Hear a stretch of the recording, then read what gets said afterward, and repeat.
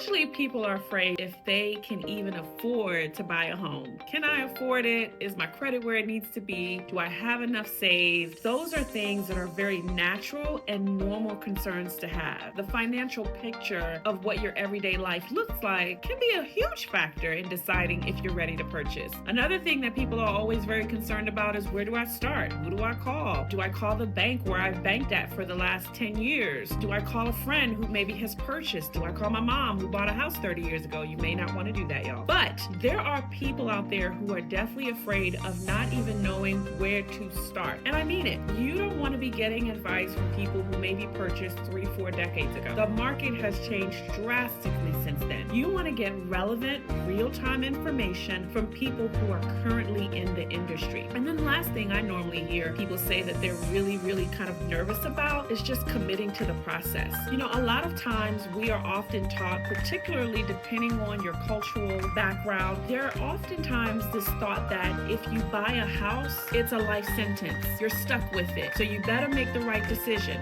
or you'll never be able to get out of it. That is a huge misconception. At the end of the day, homes are no different than any other commodity. They can be bought and sold. So why not take a chance and bet on yourself? Buy your first home, live in it, enjoy it, raise your family in it, and then when it's time to move on, sell it, make money, and buy another one. There are so many things that keep people from purchasing their home that make no sense to me. Finances, we can work on that. That's a matter of budget, getting clarity, and finding the right financial steps to take forward. Not sure where to start? That's easy. Getting a good realtor and a good lender will put you in the right direction. And finally, a home is not a life sentence. In fact, it's actually one of the best things you can do for your financial